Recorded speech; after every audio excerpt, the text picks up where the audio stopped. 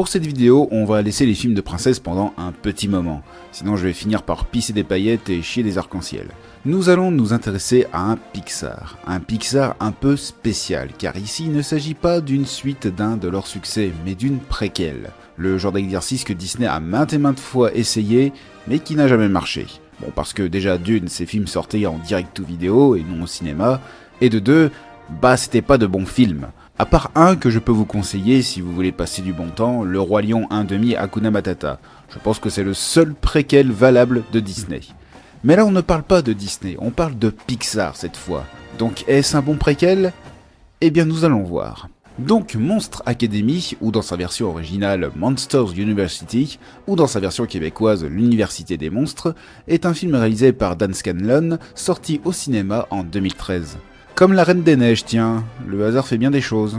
L'histoire se passe plusieurs années avant l'histoire de Monstres et compagnie, où Bob Razowski est un jeune étudiant qui intègre la prestigieuse université des monstres, Monstre Université.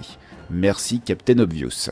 Il rêve un jour de travailler dans l'entreprise Monstres et compagnie et devenir une terreur d'élite. Alors qu'il bosse dur pour devenir le meilleur de son université, Bob va rencontrer Jacques Sullivan, un monstre fêtard et flemmard qui se repose sur son nom de famille, réputé pour susciter la peur. Malgré leurs divergences d'opinion, Bob et Sully vont devoir coopérer pour remporter une compétition de terreur et faire bonne impression à la doyenne de l'université.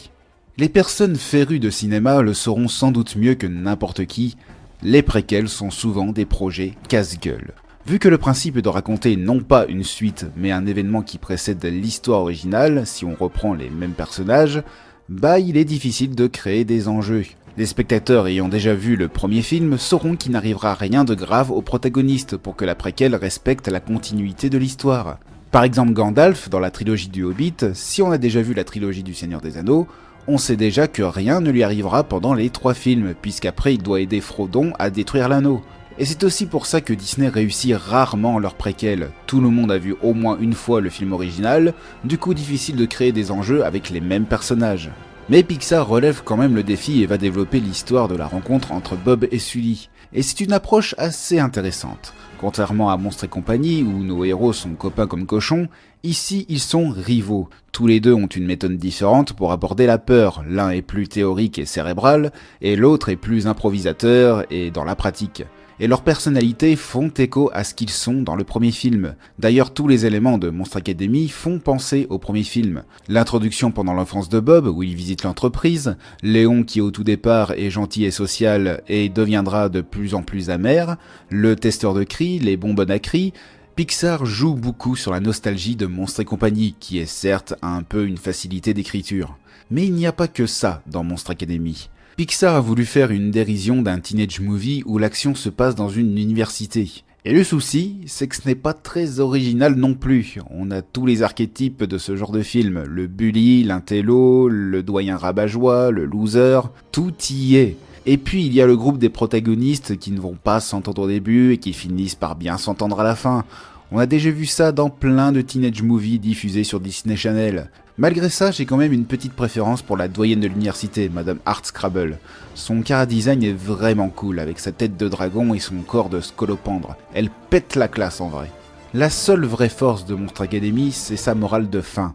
Il nous montre qu'il n'y a pas seulement le travail qui fait qu'on est bon dans un domaine, mais aussi le talent.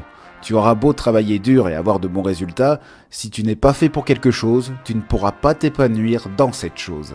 C'est une morale dure, certes, mais criante de vérité. Après, il y a des petites leçons sur le travail d'équipe, comment les différences de chacun peuvent être un atout, et la plus importante, ce n'est pas parce qu'on a échoué dans quelque chose qu'on est forcément un raté. Il y a quelques scènes qui m'ont plu. Bien sûr, Pixar s'est concentré sur les différentes épreuves des jeux de la peur, mais la dernière épreuve avec le simulateur de peur maintient le suspense jusqu'au bout, avec ensuite une révélation que je ne vous spoilerai pas. Mais mes scènes préférées restent celles en fin de film, lorsque Bob et Sully se retrouvent dans le monde des humains. On a d'abord une scène avec Bob qui rencontre les gamins les plus flippants du monde. S'ensuit une discussion entre Bob et Sully qui partagent leurs erreurs et leurs faiblesses, puis arrive THE scène de peur avec les adultes. Elle montre en quelques minutes ce que les adultes peuvent avoir peur. L'obscurité, les choses vieillottes, les choses liées à l'enfance comme les poupées, et les choses qui se produisent sans qu'on les voit. C'est une scène plutôt cool à voir. Pour conclure, est-ce que Pixar a fait une bonne préquelle ? Ma réponse serait... ouais, ça passe. Mais ce n'est pas extraordinaire.